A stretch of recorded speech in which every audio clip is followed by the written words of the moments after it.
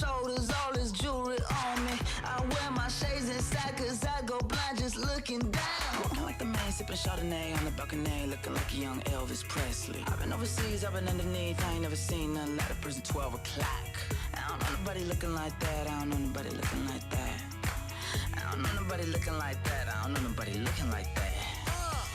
Baby, baby, won't you listen to me? I got that flavor, I know you're dying to feed. I ain't no dancer, just got some hip in my feet. Now throw your hands up. Ooh, you bring the lighter, I got the fuse. You make a fire, I'll add the fuel. Follow my lady, just watch your shoes.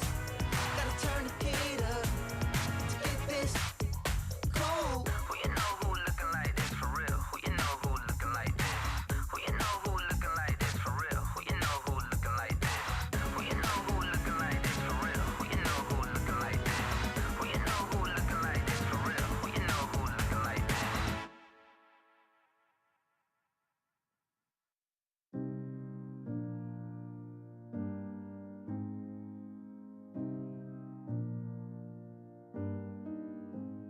I'm not stupid. How could you run me blind when I thought I was a navigator? I thought I could read the sign. Hello. You were sending a Is this really like the hype? The hype Yeah. vibe Yeah. we want right now? It kind of This seems is- like we're just jamming. This is how hyped that I want to be right now. This is Patrick mode. Yeah. I mean, there's other stuff here. What else do we have? Let's see.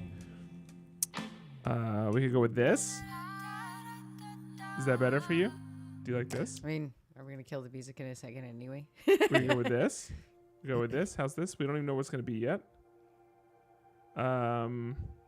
Yeah, it turns out it's all quiet. over the place. Yeah, you're doing great. It's getting worse, honestly. The more It, buttons honestly, I yeah, click. it's essentially just gonna have no music in a second. Yeah, so we can just. Yeah, we'll get there. It'll happen. All right. Okay, Mackenzie's here. Doc is here. Oh, that's fine, Doc. Just go ahead and say it now. Mackenzie, Doc wants to know what font you ended up going with. Kate, hello. They put the Amazon button back where it used to be. Yeah, they hid it behind an extra layer in the overlay. It's pretty crazy. I took too long to answer. Sure. Yeah, we're gonna talk about Adobe lawsuit in a second. I'm very excited to do that, and I Yeah. know that several people in chat right now have very strong opinions. Very strong opinions. I just went to scratch my ear, and Yeah, it's kind Can't of do hard. it. Can't do it.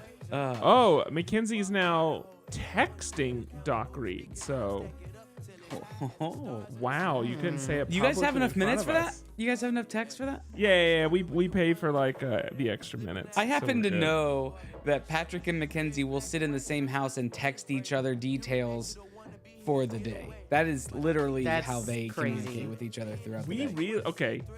This isn't a bad thing, but we don't have a lot to say to each other. Like we're around each other.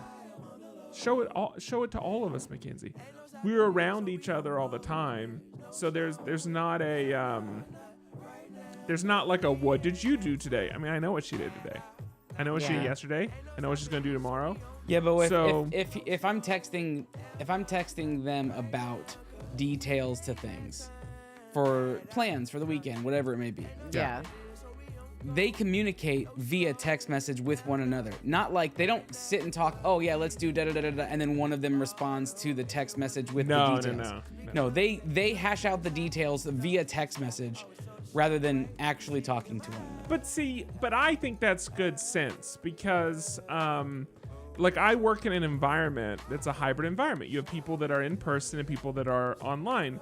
And the problem is it's really easy for the in-person people to exclude the online people. So good etiquette would say that you always put your communication in a channel where everyone can see it. So No. it's not that that's not a me and Mackenzie thing. That's a good communication thing of like Mackenzie and I don't want to have inside things and not loop in our group text message. So let's just keep it in the group text message so everybody can see it. That is Nope. very funny.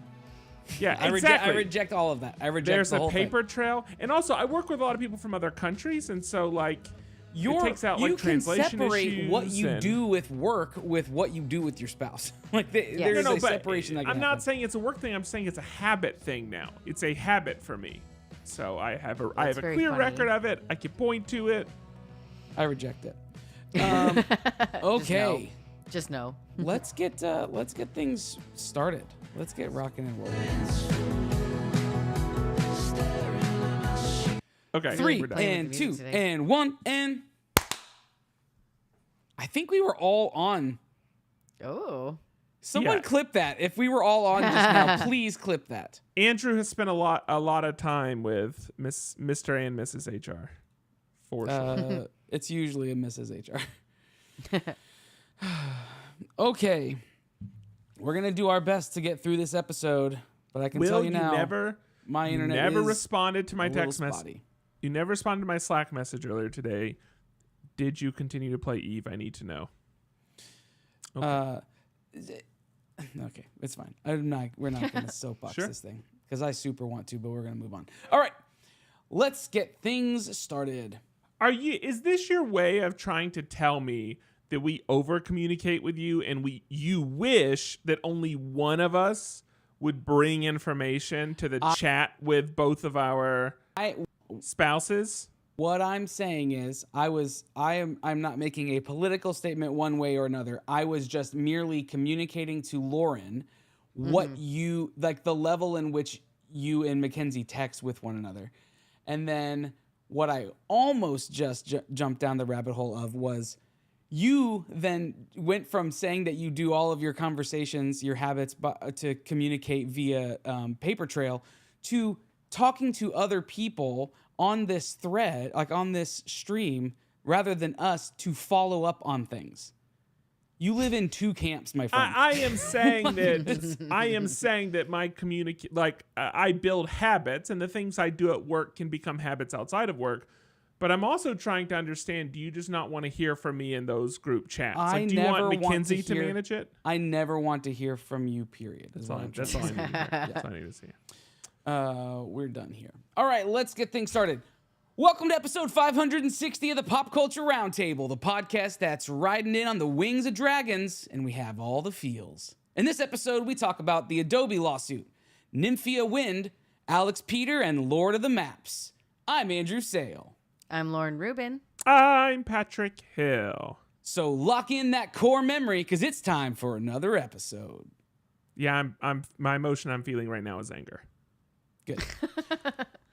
We like to kick off every episode by going around the table, which is where we talk about things that are new, fun, and noteworthy about our weeks. Lauren, I know you are just chomping at the dragon bit to talk about your week, so why don't you kick things off? I think you might be able to guess that I was very excited about the premiere of House of the Dragon. Came back this Sunday. We had a very successful party. You can buy my bingo game updated for this season now on my Etsy. You can just print it at home.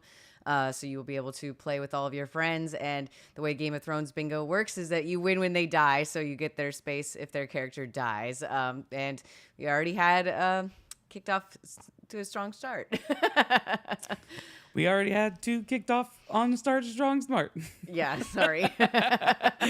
Did you guys actually watch it, or are you no longer participating in Game of Thrones? No, I watched it. Yeah, I watched it. Would you believe that I stopped participating at the end of Game of Thrones? Yeah, that's why I asked. No, we watched it for sure. It was, I gotta say, it was a little bit of a slog for me because we did not rewatch we didn't rewatch anything. And I was like, well, there's going to be a recap, and that's going to help. They really threw you into a odd starting point, honestly. I was like, this is a weird way to start. Nothing to help us. The recap did, even at the end of the episode when someone said, go kill so-and-so, I'm like, who even is that? Okay, definitely not that bad off. But I did rewatch everything. But I thought like it was odd to start off with like kind of a like a scene with Jacaerys, just because also like they are no longer going to be switching the actors. There's no more time jumps, but he was like much younger in the prior season. So it was like, I think probably the most difficult person to translate who it was from last season. Yeah, Very quickly. It was tricky. I'm looking forward to watching the season. Yeah, very great start. I think it's like off to the very kind of notable Game of Thrones brutality. It was very violent and kind of like if you're squeamish around violent sounds specifically. Yeah. Honestly, I was very worried about this episode because like everybody knew this was coming if you'd read the books, and it was like it's honestly worse in the books. So I was like, how are they going to show this on TV? Like this is going to be kind of a thing. But there's like squelch sounds and squishing sounds and like hacking. It's very gross. It honestly just sounds like me at my house. They don't like. I guarantee you, Mackenzie hears all of these sounds every evening. Yeah, it's because you guys eat too much Mexican food. That's why she hears all of those sounds. Absolutely. No, it's you don't see anything in the scene that I'm talking about, but the sounds paint quite a picture. Yeah. I think that's all that they needed to do. I think that they kind of came to a good compromise with not making it quite as awful as it is in the books. Like even it could be worse, honestly. But yeah, I think the best way to describe it for me would be to say, from my perspective, would be to say it's like the Glenn and Negan scene if you were just taking the audio from it. I think that's totally fair. Yeah. That's the feeling that I got from it.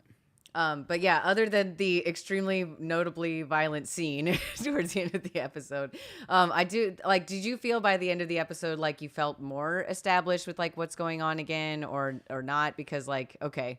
No, because literally the part where they said, go kill so-and-so was just I guess 10 minutes before the end. And at that point I'm like, I am still so lost. But there's been such a time gap for some of the younger actors. Yeah. That I don't know what characters they played in the first season because I didn't go rewatch it. So like I spent most of the episode being like, is that who that was in that last season? I don't remember. So yeah. They do now, like at the very end of last season, like have the updated actors to be like everyone who they are in this season, and it's going to stick that way from now on. I totally understand why it probably felt confusing, but I don't know if there's any other cure other than just watching it or watching a recap, you know? Because I think that's just like part of the like what I think is cool about Game of Thrones is how insanely dense the story is, how like you do need to know like who's related to who and how and like what's going on and like who's in which house and which house is on what side, and like I think all of that is awesome, and they're just starting to get this set up because like the war has just begun, and I think like there's only more characters coming, to be honest. I was surprised that they got a few in so early, but oh yeah, and the new opening credits I really liked. I was gonna mention that. I am so glad that they changed it because I personally hated the opening credits that they had for season 1. I think that like stone thing with the blood pouring over it was gross, hard to see, not visually appealing, like really boring to look at by comparison to the old one. So I think that this new one that they did with the kind of moving tapestries and stuff is way cooler. It looks really appealing. You can tell what's going on. It has like, I think like cool clues and stuff like within it that are going to be like, they're all stuff where I'm like, you would never figure this out until you see the thing that it's showing. But like they are showing things that are like clues and stuff to like what's going on later. I think it's just very cool and I love it. And I think it's also like a nice touch. Someone at my party mentioned this last night that like because this series much more than Game of Thrones is focused on like women, to like have something that's like kind of considered like a woman's art, you know, like embroidery, like you see Helena doing that in this episode, like to have that become the intro for this series I think is like a kind of neat little thing. Yeah, and I like that the theme song is fully back in the swing as opposed to last year where like there were hints of it towards like the ending of the song, but like this is the actual Game of Thrones song that people I also think it's a really smart like marketing move in general, because they've announced now that they're going to do several spin-offs of Game of Thrones besides this one. So like there's going to be Dunk and Egg and how I think it's like 10,000 Ships is what the other one is called. And like if they're going to keep doing spin-offs, having that same intro thing to kind of like be a thread that connects them all, I think is very smart, even if it's just the song and not necessarily the visuals. Because like you can feel that they're kind of like on the same like, you know, vibe as the original Game of Thrones thing with like how they had the like building you know, like kind of map thing with all the kind of clockwork stuff, and instead now it's kind of like a building tapestry. But I think that like as long as they stick with this kind of theme and like keep the song, that's a very smart move going forward. And yeah, that is correct that it's Dunk and Egg down there. But that's the correct spelling. Yeah, Egg is short for Aegon, one of the many Aegons. Nice. Aegon Spengler. Yeah, there's so many Aegons. But yeah, I'm just really pumped that the show is back. It's great. I think it's off to a good start. I think it's going to be a really cool season of TV, and I just kind of can't wait to see more of it. I feel like we'll have to do maybe like a bigger, deeper dive at the end when more people have been able to watch it and, you know, all that kind of stuff. Maybe we'll do a standalone episode and just do like a roundtable discussion about it like we used to do. Yeah, I think that would be awesome. Yeah. Let's plan for that for sure. And then other than that, I don't have too much this week because I was really just getting ready for the party. I cooked a lot. I started watching Fallout, the new show on Amazon. And I know Andrew talked about this like a little bit a while ago, but more kind of about the production design side of it. It's a really cool show so far. I've only watched the first like 2.5 episodes, but and then my iPad battery died, so I couldn't keep watching stuff. But really cool series, like based on the video game. But it feels like I think like more than anything else, it doesn't feel like a video game. Actually, like they don't try and like nod to the fact that it's a video game very much. I don't think, like compared to like Last of Us, where they would do the like intentional like POV shots from like behind the head and kind of do stuff like other, like this just takes place in a game and like doesn't acknowledge it in any way. Like they have the same equipment, and like I know that little like heads up thing that they have on their arm or whatever, like that like is straight from the game, but like it just actually feels like part of their world. And I was like very impressed with how like it just feels like a normal place. It doesn't feel like a video game adapted to a show or whatever. Like there's no like that part wasn't important. Like it's not like they made it more of a priority to make it a show, I guess is like what I feel like, and it works very well. If that makes sense. Yeah, I mean, I played the game, so for me, I knew the whole time, like, this is a game, but they did it so well. I think it's the best game to on-screen adaptation that we've seen on TV, for sure. Yeah. It just feels like so natural. Like the world just feels like they explain like why people have to do these things, and it just makes sense with the story But versus that's good. like. But that's good. That's straight from the video game. The video game does a good job of explaining that too. So I think that's why. Yeah, it just translates very well to I think the way that the TV show is working, and it doesn't. I think it does a good job where it doesn't feel like I've only know a little bit about the game because I've like watched people play, and so like it doesn't feel alienating at all to someone who's never played the game, and it doesn't feel like you're missing something. Like it kind of felt like that in Last of Us to me. So just, I think that's like all good things. So I'm going to keep watching it. I'm very excited to keep going. Very cool show. And then one last thing, tomorrow I will be recording with our buddy Zach for the Creatoring podcast. The episode won't be coming out for a while, but if you want, you can check out their old episodes. They're anywhere fine podcasts are found, just like us. So yeah, be ready to check that out, and I'll bring it up again when time gets closer to the release date. I like Zach. Yeah, the first time I remember really meeting Zach, and don't get me wrong, we had maybe met before, and so Zach, I apologize if we had met several times before, but we were walking around Creative South, and just a guy with a backpack and a microphone just walked up to me and started talking to me because he had with no instruction. I remember this. Nothing. And so I feel, in my mind, that's how I met Zach. And but like, what a kind, like, just friendly, good guy. Yes, absolutely. I love Zach so much. So instead of playing D&D tomorrow, we're going to record a podcast. Okay, sounds good. But yeah, so that's going to be it for me. Patrick, why don't you go next?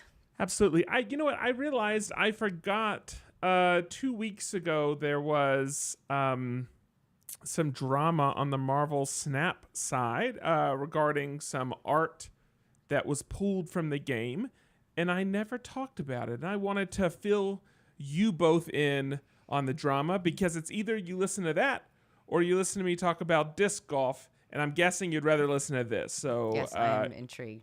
yeah, you're a big winner. So here's what happened. So Marvel Snap, for those that don't know or don't play it, so it's a card game on your phone, and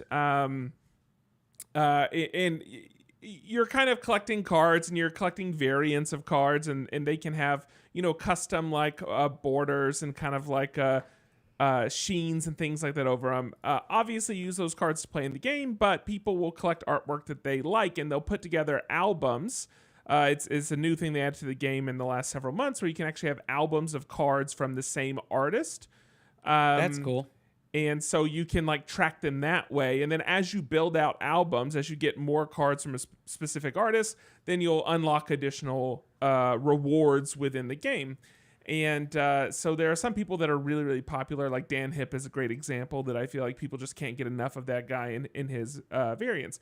But these cards, sometimes you can buy a standalone card with in-game currency. Sometimes you can only buy a card with real-world currency. And sometimes you can only buy a card as part of a bundle, and those bundles are time limited in some way. It could be anywhere from a 24-hour bundle. Like today there was a Father's Day bundle that was available, but it's one day only.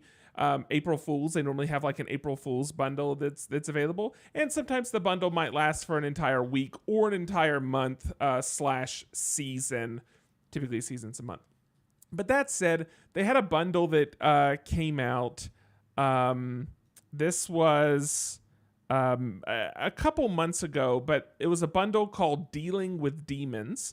The bundle cost $100, and it came with 2 card variants. One was a Gambit, one was a Shadow King. We're going to talk about the Gambit one specifically. And then it came with some avatars, boosters, and some in-game currency. Well, the Gambit card, so what happens is, well, I say what happens. I don't know exactly what happens, but Second Dinner is who makes the game. But Second Dinner has access to all this artwork that Marvel provides. And at some point, Marvel provided them artwork from an artist named Arden. I think it's Saif. But Arden Saif is an Indonesian Muslim. And Arden started putting references to some very strong political beliefs, referencing like anti-Jewish protests and things like that, started adding references into artwork for panels that he was producing for Marvel.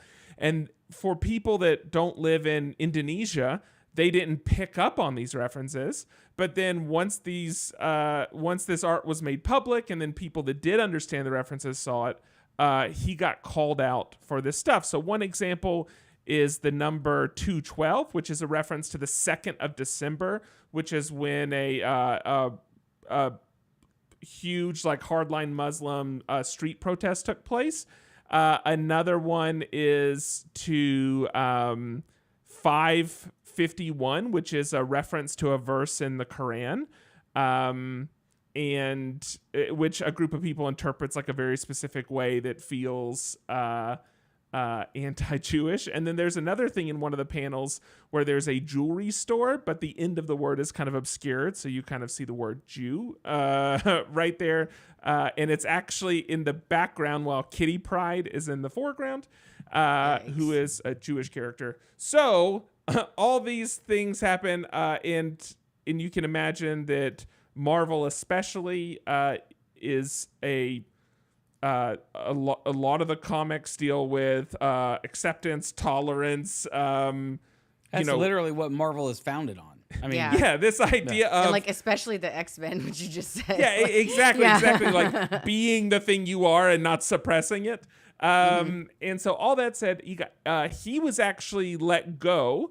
They ended up redoing the panels for the comics that he was involved in. But he was removed, it was several years ago, or I think a couple years ago. But then this artwork suddenly showed up within Marvel Snap in this $100 bundle. And of course, after people bought it, after it was delivered, this came to the attention of Second Dinner. Second Dinner pulled the card.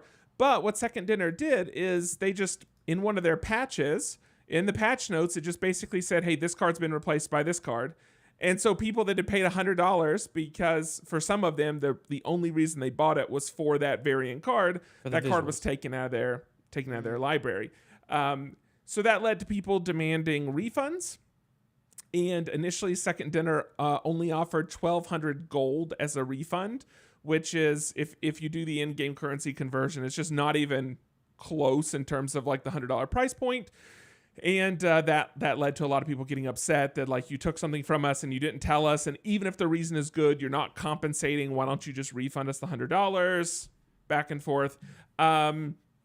Before it was finally, Second Dinner came back and said, yeah, we were off on the pricing. We were, just considering the in-game monetary value of that one piece of that bundle, but we recognize some people value parts of a bundle disproportionately, and so they refunded basically the gold value of $100, which was 8,000 gold. That's what they ended up at. And they also said they couldn't do cash refunds because those have to be requested through the storefronts, and they sell Snap through different storefronts, and so it was just not something that they felt like logistically was easy for them to do, and so they chose to go the in-game currency refund route.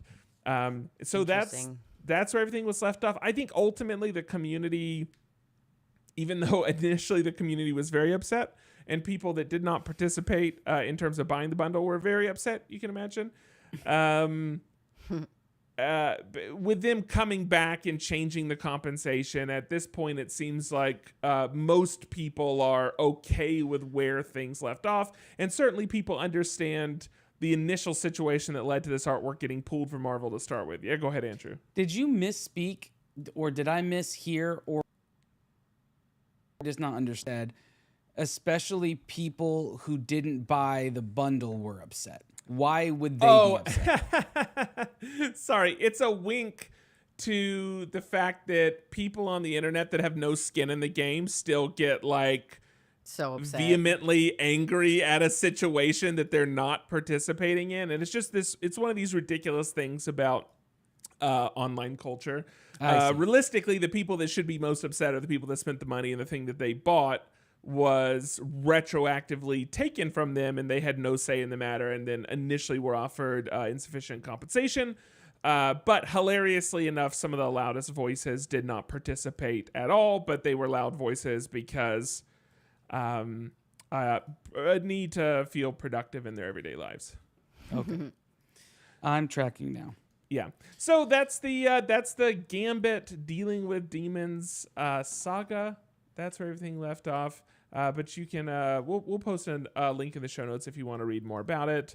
But I think the only question that really looms after the fact is, why did Second Dinner have this artwork anyway? If Marvel had pulled this artist 2 years ago or 3 years ago or however long it was, then why was that artwork even there? It's possible that it was that, like, so when you work for like something like Marvel or Disney, where you're doing like Disney Publishing or whatever, they create these databases of art, especially when these are contract artists that everyone can pull from. And it's just possible that some of that stuff was just some of his images that weren't problematic potentially back then were kept in, or it was just overlooked back then. And so they were just given, as a licensor, they were just given access to this folder, and they just grabbed one that they liked. That's very likely what happened there. Yeah, I don't imagine Marvel burning any of the assets that they pay for. Or what I mean to say is destroying. Burning sounds like copying. But maybe whatever internal database you use to distribute that, maybe add a flag. Maybe just add a little flag, if that could be problematic. So, cool. That's it for me. Andrew, listen, I am determined to beat you at disc golf, and I am spending every second I'm not working, doing my actual job, working on myself, so I can make you look foolish on a disc golf course. So anyway, Andrew, what'd you do this week? I look foolish enough on my own. I don't need you to make me look foolish. You did get the best shot of your life, though, the other day. You did get a solid birdie. I was happy with my first birdie. Yes. Yeah. Now, obviously, the next step is to get my first ace. That's what we'll be working on now. Let's talk briefly about the game that surrounded that birdie. Were you There's that. happy with it, or did you, let's say, halfway through decide to not count it? I just asking for... This is where golf and disc golf are probably very similar, which is that you don't come back to the game because of how well it like consistently treats you or how good you are. You come back to the game because 1 out of 100 times something amazing happens and it gives you a feeling that makes you go, wow, I want to feel that again. There was legitimately a point in the game in this round where Patrick said, well, Patrick did stop counting. And he's like, this game doesn't count. I don't even care. I was going through a Rolodex of like expletives at one point. He was. And then he got then he got the birdie. And then as we walked to the next hole, he said, you have no idea how bad I needed that. I needed it very badly, and I'm glad that I got it. That's awesome. Okay. Yeah, so a couple things that I want to mention. One, it was Father's Day. I am a father, and Happy my Father's 14. Thank you. My 14-year-old does know a way to my heart, and it is through Disney and Lego. And he got me this little mini cute Peter Pan like vignette. It's like the Disney 100 Peter Pan vignette. I don't know how to do the full screen now with this new I know setup. it's gotten more confusing for sure. It has. But it's a really cool, like you see Big Ben and there you go. You see Big Ben and you've got Tinkerbell and Peter. The forced perspective as you go down the piece, you see the houses. You see these houses that are like in some detail, and then you've got these houses and the river and the street lights and everything that are like cute. Tiny. But one thing, Patrick, that I want to show you that I think you'll really appreciate pieces for Lego. And I think we specifically talked about like the Coliseum being made up essentially of a bunch of roller skates. I think was what you said. NPU. Nice parts usage. This right here is one of the trees. It's like, there we go. Yeah, there it it's is. like a weeping willow tree. It is just hair and a wig, head, yeah. a discolored hair and head on a stalk, essentially. Love so, that. and this stalk is what they use on the pirate sets for like the telescopes. Like that's all that this is. This tree, and you're supposed to just turn it so that you only see the back side of it, and the rest of it is against like the little diorama. Super cool set. I love stuff like that. It's so fun, and so I was happy to put that together. I do want to say one quick. I'm not going to go back on anything that I said last week. However, I chaffed at the iPad's big announcement last week as being the calculator. I don't know if you remember me just making like tongue-in-cheekly saying how spectacular this was. I went back and rewatched the full video iPad part. The calculator is pretty rad.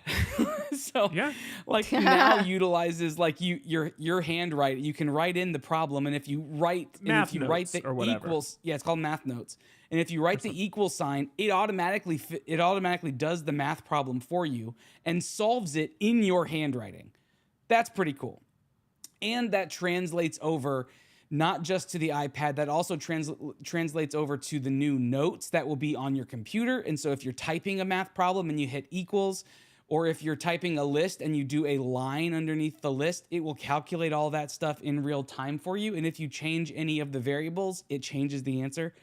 So I just want to go back and say, it's actually a pretty cool feature. So for what it's worth, I'm going to go buy an iPad Pro and pencil just so I can just so you can do that.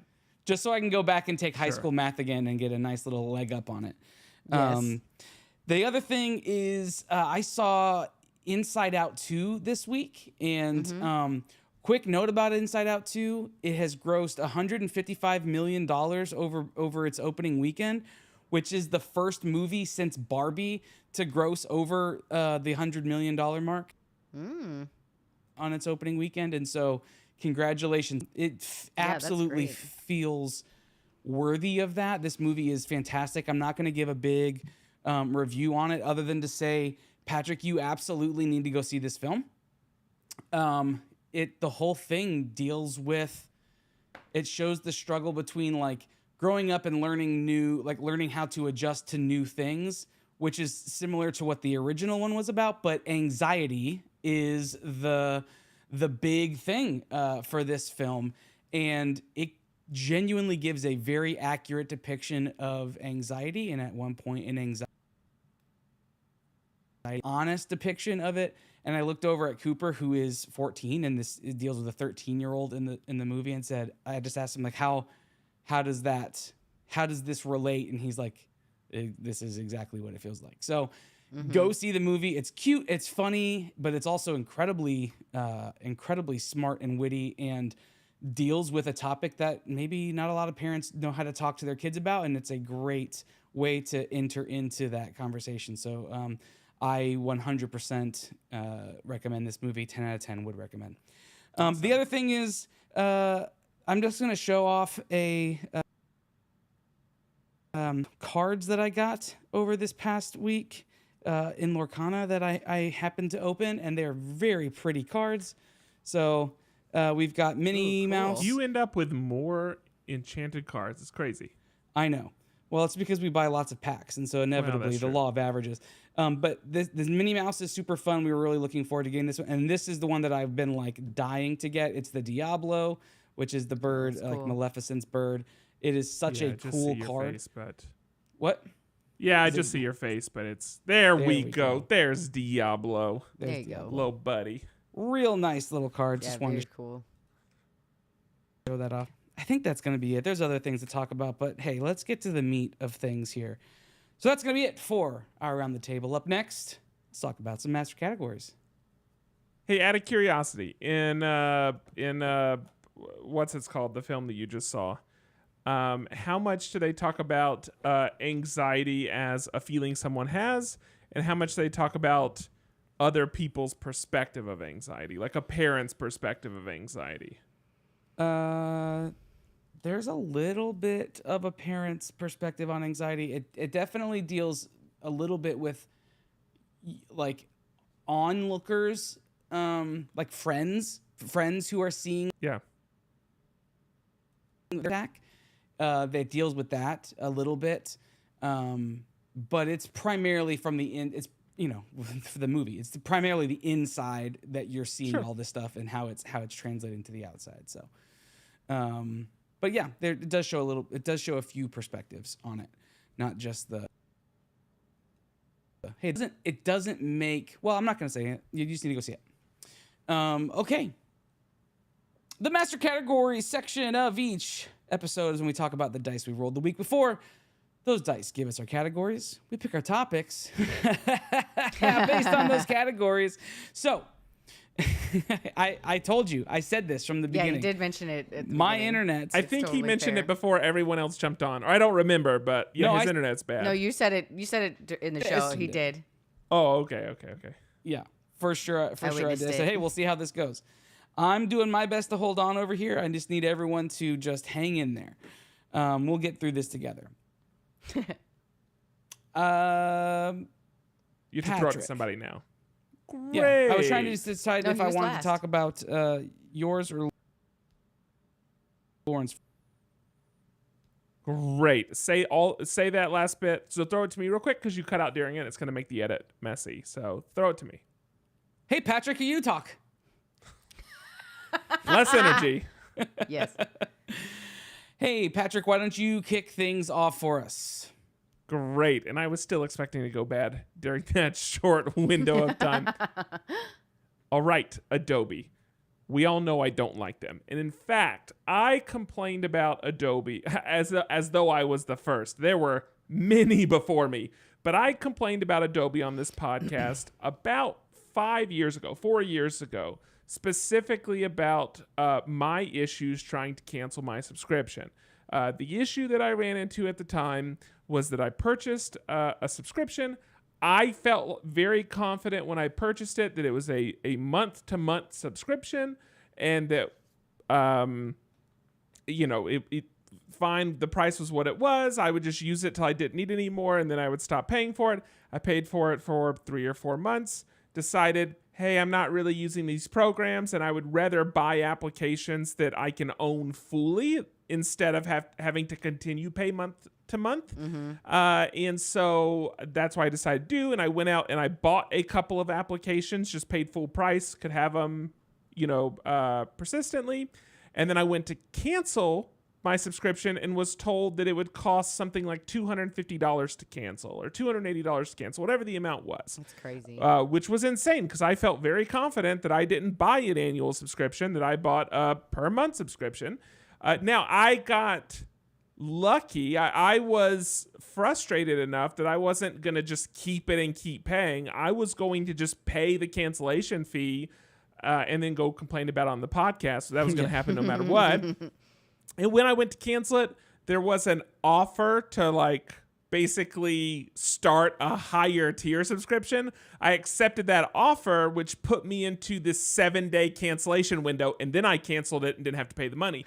So I talked about that trick on the podcast when this happened, that if you were stuck with a cancellation fee, just say you want to cancel anyway, accept the offer. That triggers a new grace period. But again, none of this is explained. I got lucky that I stumbled on this information. I did not find the information from someone else at the time. And certainly Adobe doesn't exactly advertise that that's a possibility. So fast forward to this week, Adobe is being sued by the FTC, an arm of the U.S. government, for basically anti-consumer practices around billing and cancellation. So the U.S. government or the FTC alleges that the executives of Adobe and the product itself have been hiding fees from consumers, and they've been preventing consumers from easily canceling the software.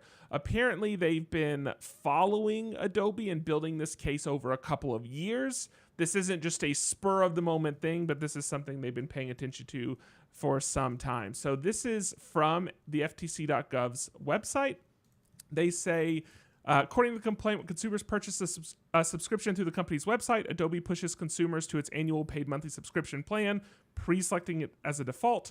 Adobe prominently shows the plan's monthly cost, but it buries the early termination fee and its amount, and then it goes on to explain what that is. And then it says their disclosures are buried on the company's website in small print or require the consumers to hover over small icons to find them. So I went on the Wayback Machine because I wanted to refresh myself to what my experience was. And like I said, when I had this issue was about 4 years ago. So I just picked a date 4 years ago, went to their pricing page, and lo and behold, it says at the time it was $32 a month. That's a lot different than now because I think when you get the annual plan, it's like $55 a month. But at the time it was like $32 a month, and it said 32/monthly. If you click purchase, it takes you immediately to the enter your email address and start entering your credit card details. If you look at all the print on the page, nowhere on the page does it say that this is like monthly part of an annual subscription. Something you'll see a lot on websites is you might see a monthly cost, but then at the top of the page, it will detail this is the annual, if you choose the annual option, basically. Right. But Adobe did not do that. And in fact, in the paragraph of text describing, this is our plan that includes all of our blah, blah, blah, there was an icon with a link that was basically don't worry, you can trust us. Well, it was a learn more about this plan. And if I had clicked on that, I would have seen it was part of an annual plan. But because that wasn't displayed, I just see $32 a month. I click accept, and now I'm entering billing details. Now, currently, so I also looked at what it is today. Currently, it's a very similar setup, other than it's more expensive. However, at least how it is today, when I look at it, I click accept. I do get a window now, a pop-up that has 3 tiers and shows me as part of that pop-up that this price is part of an annual tier. And below that, it does say a cancellation fee will apply. It does not say what the fee is. It does not give you the numbers to calculate the fee. I'm sure I could click on another small link and find out, but all it says is a fee will apply. That could be a $5 fee and it could be a $300 fee. It's just a fee. Now, someone moving quickly, I could see how they could miss it. However, from when I purchased to today, it is definitely more prominent today than it was 4 years ago. But that said, part of the complaint is about confusion during the purchase process. The other part of the complaint is about the process to actually cancel. And this has to do with Adobe not making it easy, having to talk to representatives in some cases, what they feel is a large percentage of people getting disconnected from the calls, and when they reconnect, there not being a history of the chat and having to re-go through the whole process again. So ultimately kind of beating people down to the point that they will just accept, well, it's easier for me to just keep paying this money and then I'll just, set a reminder in my phone to cancel later, basically. Yeah. And that's very unfortunate. And I have felt that kind of dejected feeling. I just got lucky in the final hour and figured out a way around it. But I could easily see where someone wouldn't or couldn't, or someone that's like less savvy would just miss it. And that's the reality. So what I've learned is that if you give this case and a manila folder to Harvey Specter, he'll have this buttoned up in 2 episodes. No, this changes everything. Yeah, absolutely. They could get it fixed. With Donna's help. Don't act like Donna's not there. I mean, Harvey has to have Donna. Donna has so much other stuff that she has to take care of now that she's the COO. So let's be honest. Harvey's working. I get it, but like I'm just saying Harvey can't do it by himself. That's all I'm pointing out. Then maybe he'll just bring in Lit.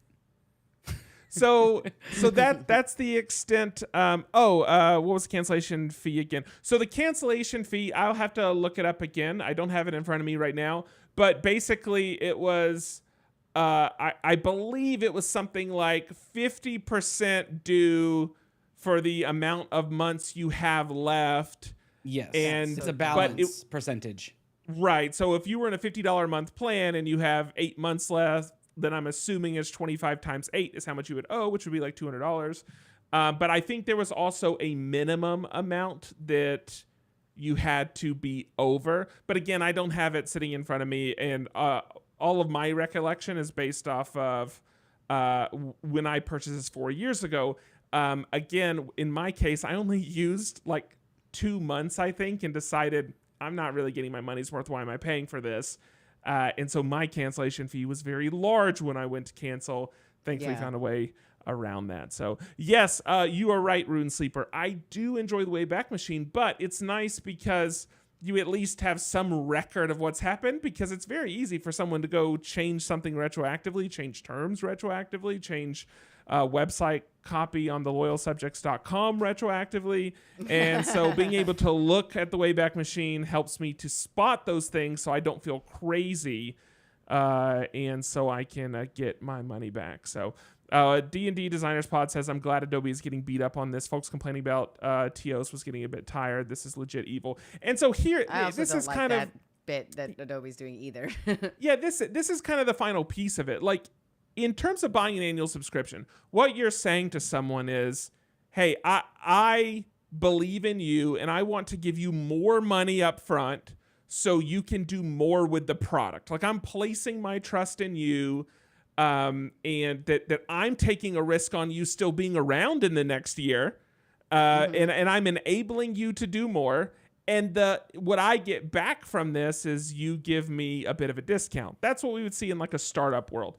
In Adobe's case, they're just trying to get someone hooked into the ecosystem for a longer amount of time, with the hope that when the renewal rolls around, it will be too cumbersome to cancel at that point, because they just have hooks in so many of your systems that you're running and in so many parts of your workflow.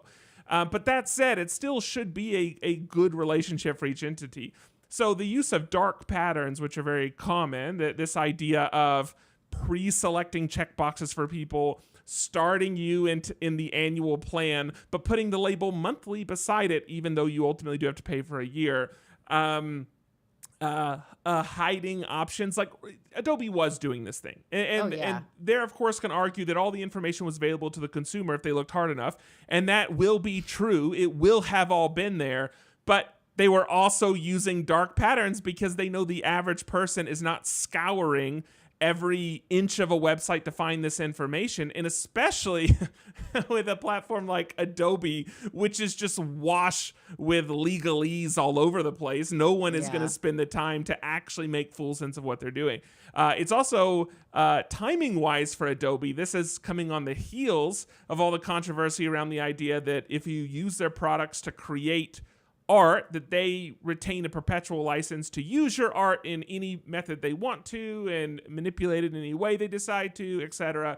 And so there's been a lot of conversation about that lately because, of course, artists don't like the idea of someone else having a license to the work they produce, well, and especially if that bad. someone else is potentially using it to train like AI models or etc., which Adobe even says outside they of aren't. AI, though, it's terrible. Like, because that's basically like if you made a logo in Adobe Illustrator for a brand, anyone can, like, at Adobe can take and use it for whatever they feel like.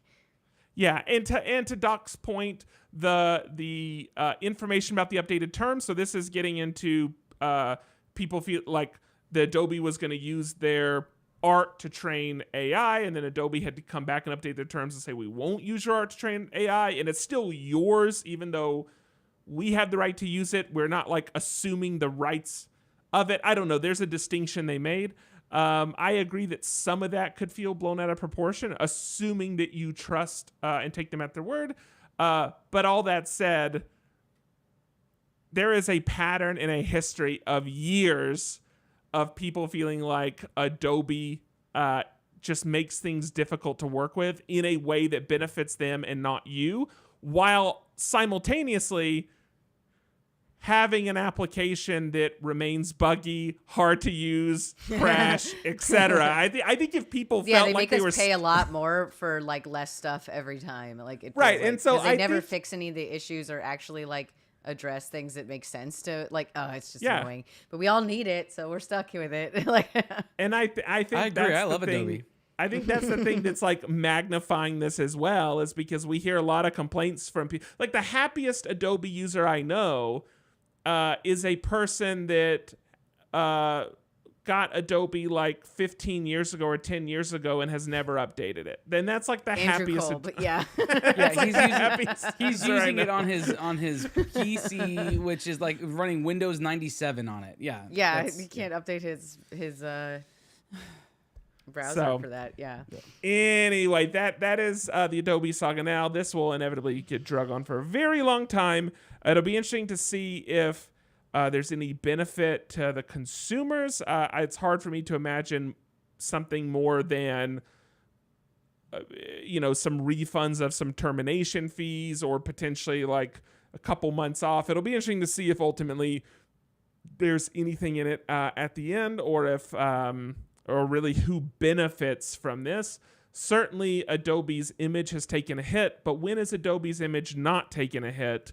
And they continue to grow year after year. So artists, if you really don't like them, maybe don't give them money, but that's up to you to decide to do. So It's kind of hard to choose not to do it though, because like if you sent someone a file that's not an Adobe file that doesn't work, like, how are they going to open it? You know what I mean? Like there's just so much stuff that you have to trade back and forth, Sure. No, I don't get it because I'm not creative in any means. But Well, like for I get example, it. like at my job, I have to send stuff to print all the time, but we send like Illustrator files. So like, what would I do in that case? Like, you can't send them a program that they don't have. Like that's not going to help anything. Send a Figma file and spit it out as an SVG. Yeah, I guess. I use Adobe and I don't have Yeah. nearly as many issues with it as a lot of people do, and it's whatever.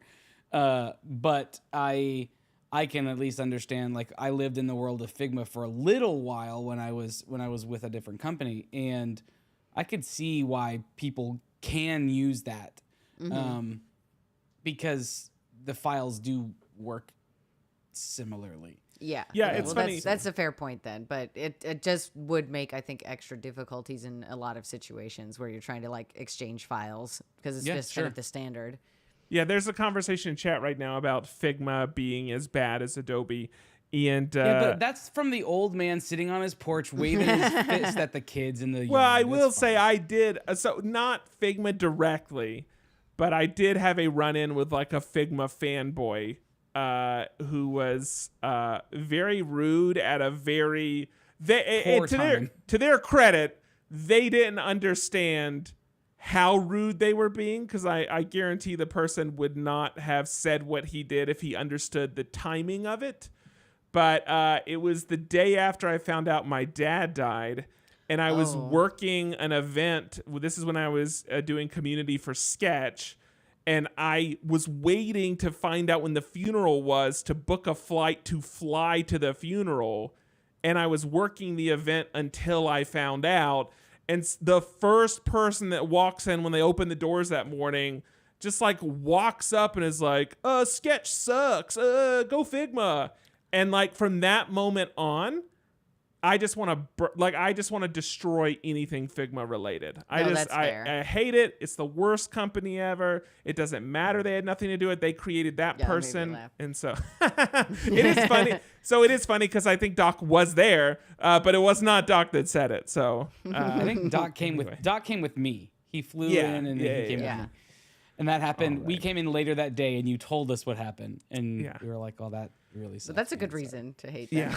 All right, that's it for me. That's it. Which one of you is taking it? I call it. I want to do it. Okay, go for it. Because I don't know if my internet will stay long enough to do it later. Okay. Got this. Couch buddies. Meeting at some point, and I remember it, and I love you, and it was fond. The memory was fond, even if I can't remember the slogan. Okay, I got art, and I specifically got future art, but I want to do a nod because I forgot that it was future art, and so I planned this whole other thing. But I have a second thing. So here's the first one that I was gonna bring. It's not future art, but it is incredible art. I'm gonna try to share my screen. This guy. Let's see if I can get this to work. Boom. Here we go.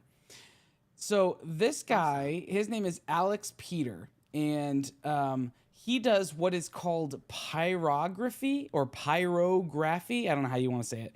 Pyrography.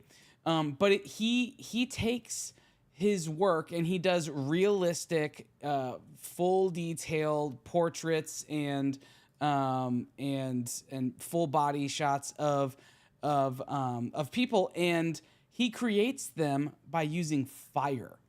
So if you look, so like this piece right here, for instance, this cream color is the color of the paper. He sketches in where the person goes and whatever. And then he uses a tiny torch and torches each of the areas to darken, to create the darker shades. And the longer he holds the torch to the piece, obviously the darker it gets, the closer he is with the torch, the further, like he uses a torch in the same variable way that you would use like the lightness of a pencil and how hard you press on a pencil. And he does go back in with a pencil and does like he adds like the white and things like that with a pencil. But the primary composition of his pieces he does just by burning with a torch, and it is absolutely phenomenal. If you're not watching this right now, please go look up alexpeterart.com. That's the website. There'll be a link to it in show notes, but just look at some of these pieces that he's done. So how much is one of the pieces? I don't even understand how this is made that way. Like, they look almost photorealistic. Like, they're really amazing. Yeah, they do. They do almost look photorealistic. Patrick, it's hard to know because every time I click on a piece, it's sold. Go to the newest ones. There we go. Oh, it's just request info. Okay, got it. Yeah, so I imagine it's not small. Well, they're large pieces. That piece was just what, 50 by 40 or something. So they're big pieces too. Yeah, 54 by 44 really cool. inches. They're nice size pieces. So anyway, Alex Peter art. I have no idea how he does this. He has videos. You can look him up on Instagram. You just He has explained to us videos. exactly how he does this. You're right. That's true. I understand this. I don't understand how he actually manipulates the fire in such a way to do it in practice. But you can watch videos. It's incredibly captivating. His work is beautiful. Absolutely go support Alex Peter. Give him a follow. He's just great.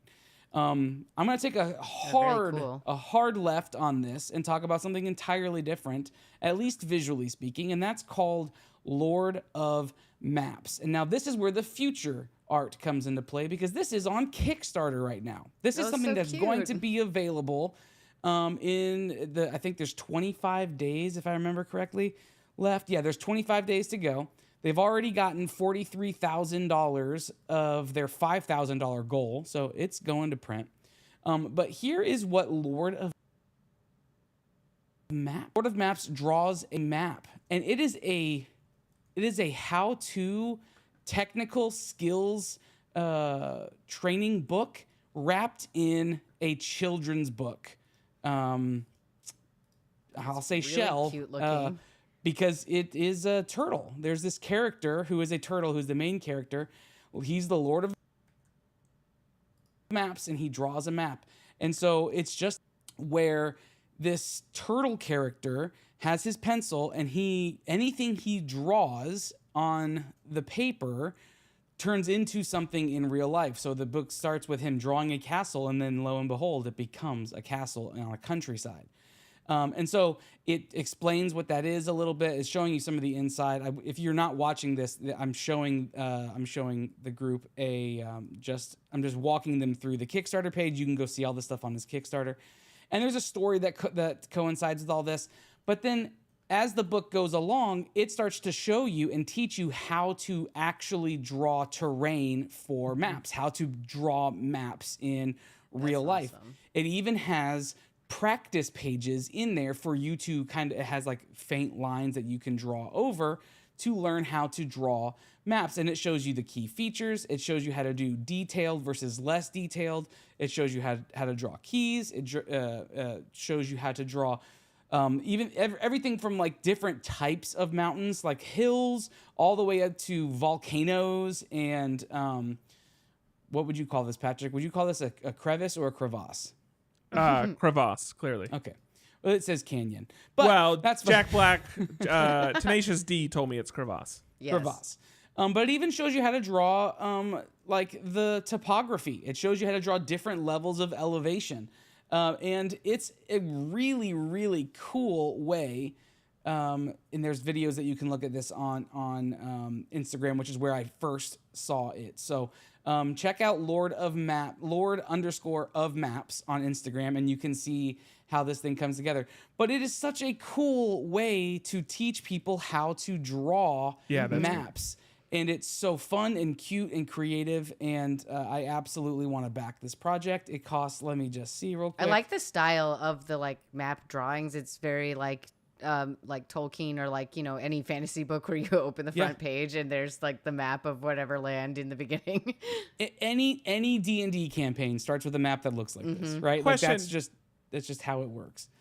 So it's one thing to draw like features, but does it give you also tips for how to like lay out a map, determine where to? Yes, it does. Oh, that's awesome. That's actually how I got sucked into this project was seeing a video about that on his Instagram. Okay. Where it shows like the different features of the book essentially, and one of them shows you how to construct a map, like how to compose one, bring the composition together. So y'all seen the dice trick, right? It's 20. The what? The dice trick. Have you seen the dice trick? Where you roll a dice and each quadrant is based off of like. Yeah, but you roll like 30 dice, and then depending on the number, it like tells you what feature you put there. Love it. Looks like it's $21. That's it. Yeah. You can pledge and get one of these books. It's a hardcover book, cute illustrations with an actual, it actually does something, right? It's not just these cute little features. So, Lord of cool. Maps, go check it out on Kickstarter. There'll be a link to it in the show notes. You've still got a couple weeks, 3 weeks or so from the time this airs for you to go pick this up, not just for your kid, pick it up for anybody who wants to. Just it is just a fun way to learn a new skill. So Yeah, Cool. D&D Did you get people. it, Andrew? what? Did you get No, it? he Did would. you back He it? would never buy that. I haven't yet. I am going to back it though. I think it's a really fun project and a really cool way Yeah, to that looks support really that. cute. I love it. And I look to do this, right? I feel like what's the video? It's a meme now, but he's like, I gotta figure out how to make money with this. Like, that's how I feel. But there's got to be so many other outlets for this too, like other use cases for this. To That draw you maps. can Or just like learn how to no, draw not these for draw, cool little like, things. take this same technique and teach people how to draw other things, or teach people how to do other things by Oh. packaging it inside of something like this. So Story, yeah. That's really cool. that's it for me. Lauren, take us home. All right, cool. So I got fashion, and usually my kind of like fashion outlet is in fact RuPaul's Drag Race. So I wanted to talk about a queen who was on last season. They ended up being the winner of last season and kind of one of the newly crowned, I think, fashion queens of the series. It will kind of go down in history as like one of the coolest and best runway packages ever. And one of the really cool things about it is that Nymphia Wind actually designed all of her own costumes and hand sewed them. So I think that's also really cool. So just to kick it off, I have a compilation video that I'm just going to talk over so you guys can see some of these amazing outfits, because there's you just have to see them, because like the fun thing with I think Drag Race as well is that everything is over the top, everything is really extreme and fun. So this is a TikTok that had a compilation of just like everything. So Nymphia's kind of like signature thing is bananas in the color yellow. So here's like an opening look there's kind of about them. So it's just bananas. Okay. Was Quite the word literally. opening a pun since they were opening a banana? They were peeling it as she said that. Yeah. No, I think that I might have just done that kind of subconsciously. This is actually a look that she made live on the show in less than 24 hours, which is just insane to me. Like, Magic, how? But it's very cool because, like I said, Nymphia does design and sew all of their own costumes. So, like, all of these details that are in, like, this red one here, like, all hand done by them. So then translating that into, like, something where you have these runway challenges that you only have, like, a day and a half, they can do these things like really, really amazingly. And I think I think anyone who has watched many seasons of Drag Race knows the like sewers versus not sewing kind of argument that goes on in the show, because there are always sewing challenges that come up every season, at least 2 every season. So why wouldn't you at least learn how to use a sewing machine? Yeah. That's just the reality of Drag Race. But there's always someone who comes on every season and can't even like get it started. And so this is just like a trend that happens every year. So I think like Nymphia is a case where it's like clearly having these skills can benefit you throughout the entire competition, because like these runways, like if you do good at this like end runway thing, you can save yourself from a challenge. And every single runway was like, wow, I cannot wait to see what Nymphia is going to do every week. Like it's always stunning. It's always really cool. And then to me, I think the coolest thing is Nymphia actually posted videos of them sewing everything from the season. And I'm going to show one of those as soon as this is done, because like seeing how much work goes into these costumes, like I thought that I had a pretty good understanding after watching this show for so long and like seeing so many different iterations, but like this is actually the one that I was going to show the video for, was like how they made this headpiece. Like there are like 15 people working on it for like a week, and it's just like amazing. This look at the end was just so incredible. This like banana dress, just so awesome. I honestly like every single week was so excited to see like what Nymphia would have on the show. Like it's so exciting, and like to find out that they like halfway through that they're making everything themselves in designing it and creating it from scratch, like from absolutely nothing, is just kind of insane. Like truly insane. Oh my gosh. I don't know what to do have with to the show comments. I don't know what to do with the comments that are coming in on our thread right now. I just don't understand them. I do have a question though, Lauren. Yes. I'm gonna show this while we're How talking. often do the contestants work in like vaginal shapes into their designs and like explore like that kind of stuff to their look in what you just showed, where she had what appeared to be some sort of blossoming vagina on the back of their head. Yes, and I wonder that was how- definitely one. Yeah, I wonder how often that happens in the show. So, is that I would common? say pretty often. That one was kind of like an extra layer pun because the theme was pussycat wigs, and so they kind of see. went all the way to the nth degree on that one. But see. I think, yeah, like it's not like totally uncommon, but they do, because it's on cable TV, have pretty strict rules about like certain things that they can and can't wear.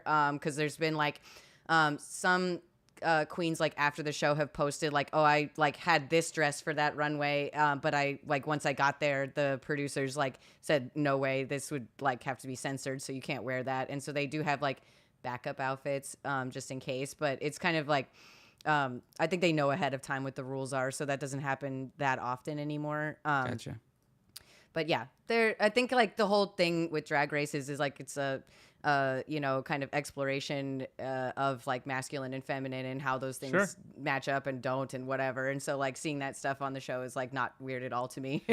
Yeah, and I've said it before. We've talked about it before, but specifically like sewing, it's just one step below like sorcery for me. I'm so impressed by the people that can be given a challenge and go to the workroom and they have, one evening or whatever to craft a look, and what they can put out is just amazing, just absolutely mind-blowing. Yeah, and especially because like I like sewing, I like making costumes, and I know how much time it takes. So the idea of that you could do it that quickly is truly like mind-boggling. Like I don't know how that happens. And some people have the personality that they can compensate for the lack of their sewing skills. Most people don't.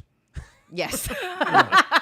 You can only sell it so much. So I have another question, Lauren. It's a little off topic maybe, but it's totally on topic in another way. Let that sink in. Do you I don't hear you talk about going to like drag shows in person, but you're in Houston. I imagine there's a ton of them available to you. I do go. There's like a bar called JR's that I go to watch Drag Race sometimes, like on Fridays. It's like a gay bar, and they have like a queen that's like presenting and doing stuff like during the commercial breaks and stuff, and so I'll go do that. I've been to a few drag brunches here. Like I love it. Yeah, it's really fun. It's just as good in person as on TV. My internet cut out, and it sounded like my internet cut out right when you started talking about part of that, and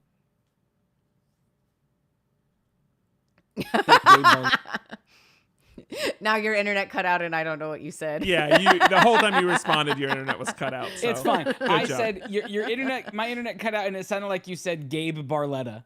That's what I heard, but you said gay bar something, I'm sure. But I heard Gabe Barletta. Yeah. Okay, hang out at the drag shows. That's great.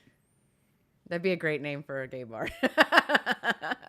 But yeah, so gay drag shows are just as fun in person as they are on TV. I love both. But I just always watch Drag Race, and I was trying to think of like, oh, who's like some fashion designer that would be cool. But I was like, honestly, the person that I've been like most excited about was like Nymphia for a really long time. Like seeing this every week was very exciting and really cool. And can't wait to see what they do as reigning queen. It's very fun. Maybe they'll be on Doctor Who. Yeah, you never know. That's They'll probably more like make a costume for Doctor Who, and I'd be very into it. That's the bar now, though. It feels like that's maybe now. So. Yeah, it really is. The yeah. Disneyland. Jinx is setting it high. It's like it's like the Disneyland when you win the Super Bowl, right? Like, where are you going next? Yeah. But now it's for drag queen. I'm going to Doctor Who. I'm going to the TARDIS. Yeah. Awesome. Yeah, so that's going to be it for my category. Very fun. Watch RuPaul's Drag Race. Season 9 of All Stars is on Peacock right now. Very fitting channel. Then let's... Yeah, right? If that's it for your Except category, I said Peacock then and let's... it's totally Paramount, and I am dumb. I got penis on the brain. They're like right next to each other on my Roku. All right, and so I always think of that. Yes. Let's roll our dice to find out what we're talking about next week, and wrap this baby up. I forgot my real dice in the other room. Your internet is crazy, so you're just gonna have to talk through it. Andrew, but it's like wild. Oh man, I it's so know. bad. It's not that bad for me, at least Well, not anymore. Well, Will and I are dying. At one point, Patrick, it actually oh no. said, oops, your connection. Like at one point it said, oops, your connection has broken. We will reconnect you. That happened one time during this call. So I know it's like, you guys keep pausing too on this side. And I'm like, oh my gosh, I just need to get out of this freaking I hope what they're episode. saying is fun and insightful. I rolled a 17, Lauren. 17. Okay, that is going to be TV. And a 4, so anytime. Great. I rolled a 5 and a 2. So present 5. Toys. Dang it. Okay. That's good. And I got a 2, so that's going to be front page. Nice. Okay. Hey, I'm going to make this outro real quick. Everybody, Hurry up. watch us on Twitch, twitch.tv/M of1 podcast. Subscribe. Find us on the internet, mof1.network. You can find show notes and links to everything we talked about. And, just find us in all the places. You know what we're asking of you at this point. If this is a brand new episode to you, go back to the last episode and listen to what we have at the end. Where can people find you, Lauren, on the internet? I'm at Not Cool Co everywhere. I'm at Andrew Sale with 3s instead of E's. And Patrick... At Snatch Game. Oh my God. Yes. We're going to get out of this episode before my internet stops. I'm Andrew. I'm Lauren. I'm Patrick. Hey, just peace out. Adios. Bye. Snatch Game. Okay, anyway. Let me fill in two things before we go. Number 1, Deep Dip. Will, I think this is what you're asking about. Oh, yeah. Deep Dip 2. Who finally finished it? I can't believe I forgot to say this on the episode. So it took 38 days, but the first person finally finished it. And not just that, but 2 people finished it within a couple of hours of each other. And the first person to finish was Bryn TM. Bryn is also who finished Deep Dip 1 first, I believe. And then Elcon 21. So Bryn and Elcon are the first 2 to finish. They finished the same day. I believe a day later, Hazard finished. And so the 3 of them were in the money. Bryn takes the lion's share. I believe he gets 50%. I think Elcon gets 30% and Hazard got 20% or some breakdown like that. Now, Lars had been very close, and Lars... So basically, you can finish the full experience with no checkpoints. That's like the bottom to top. If you fall, potentially you fall to the bottom, have to start over. And it's about an hour if you're moving to get up to the top. Only 2 other people outside those 3 have finished that experience, and that's Lars and Shmanio. I don't know who that is because I was watching everyone else except that person. But in total, only 5 people have finished it at all. 3 were in the money, 2 weren't. Now that it's done, there is a version you can go drive that's a checkpoint version. One has a checkpoint for every level, so there's 16 checkpoints, and one has just a ton of checkpoints. Basically a checkpoint for every setup, for every trick that happens. So you can go drive those if you want to. And there's also something called Shallow Dip that got put out, which is Deep Dip made easier, but it's still by the same mappers. They just, smoothed out some of the corners. And so Shallow Dip is available. Shallow Dip with checkpoints is available. Deep Dip 2 with checkpoints is available. But yeah, 5 people finished, took 38 days. 2 people finished within a couple hours. So that is done. The only other thing, I said I was going to talk about the ending to Hitman last week. And so if you don't want spoilers, you better stop listening right now because I'm real quick going to tell you about... Are you cool with this, Lauren? Can I save my feelings about the ending? Okay. Here's my issue with Hitman. And I should be clear that this is not part of the true story. So even though there's a lot of elements based on a true story, the ending is not. And so it isn't the same as the comparison I'm going to make, but it gave me the same feelings. In the ending of the film... basically the guy that's a fake hitman does end up killing somebody. And the person he's wooing, who he felt like was giving a second chance, which apparently did happen in real life, also kills somebody. And so both of these people who love each other are now murderers, and they go on to start a family and have a kid and live happily ever after.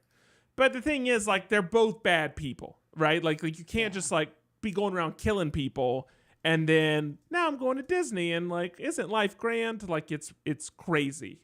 And it reminded me of the film Pain and Gain. So Pain and Gain was a film with Andrew's favorite person, Dwayne The Rock, but it had Mark Wahlberg.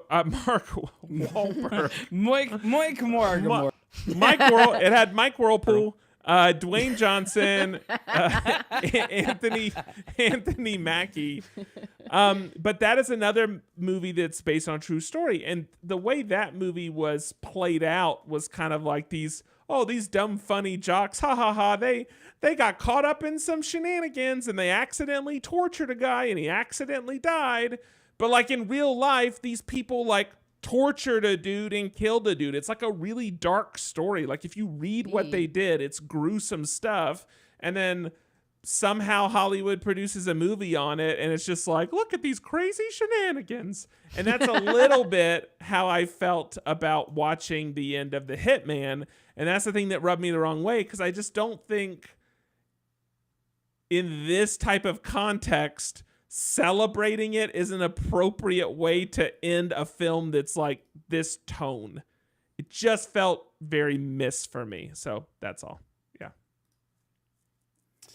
Becca, you can clip Patrick's voice like that. I don't know. Like, it's fine if you have, like, dark movies are fine. I'm not complaining about dark films. It's just that the way the rest of this film played out and then suddenly, like, I don't know. That's not from the characters we were given. That wasn't the logical conclusion for me for those characters. I didn't like it. No, you can. All right. Hey, where I did haven't this seen go? it, so I don't have much to. Well, that's a big. But... I'm gonna be honest. That's a big spoiler. I mean, yeah, obviously, but it's a big. It's the biggest. Pretty big kind spoiler. of the whole thing. But yeah, it's all, I don't care. You're not gonna feel the tension. You're not gonna feel the tension. It's totally fine with me. Okay. Hey, did you guys see all the controversy about everyone thinking that Taylor Swift was pregnant? Did you guys see that? No. What was the issue about it? Yeah, like, well, just people what's the problem with being pregnant? being weird? I think it's just that it would be she is an American Idol, and to all of these teenage girls, and that she should uphold herself better than by getting pregnant by Travis Kelce. I don't know what the actual argument was, but yeah, like there was she was at a show. Are you the and, one making this argument? No. She was doing a show, and one of her like leotard outfits looked like there was a baby bump, and like it's this one photo that has like permeated. She probably just had like a food baby, like ate too right, much exactly. and, yeah, like we've not all been to Chipotle once and then just had, I was like, literally thinking she just- ate a burrito and just bloated or something. But anyway, yeah, I can't believe you guys haven't seen that on the internet. Just search Taylor Swift pregnant. You'll see her in this red leotard, and there'll be one Taylor photo. Swift is not in the corners of the internet that I visit. Everything that I've seen online is either Bridgerton or House of the Dragon. That's like my life online right now. She's the new spokesperson for Discraft, Patrick. Then I'll see her. Then in that case, I'll see her. Hey, I do want to make a clarification. We went back and played the course where Patrick got his disc up on top of that building. We've played it several times since then. And something we didn't mention, and incredible it was that he got his disc up on there anyway. And if you were trying, it would take him several tries if he even was able to do it. We talked about that. We forgot how many trees he had to get past. Oh yeah. For it to, like, it is genuinely like a 1 in 100 shot, and he got it on accident. And so I just wanted to reiterate. You took a picture, didn't you, Patrick? On your I phone. did. I'll throw it in Slack. Throw it in Slack so people can see what all you had to go through for it to get on this roof, because it was not easy. Some ample trees are in the way as well. All right. Yeah. I'm going to get out of here before my computer melts. Oh, man. Bye, everybody. Y'all been great. We love talking to y'all. The volume is probably getting louder. I love how he says probably because he can't hear it. Speaking up, stack it up till it's high as the stars in the skies. Always told to shine bright. You see it in my eyes. Ooh, we found high among the lows. Yeah. Ain't no stopping it, so we don't go. There's no slowing down, no, not right now. Cause the ways of the things that we do, ball hard to hold everyone who here accountable. Speaking of, stack it up till it's high as the stars in the skies.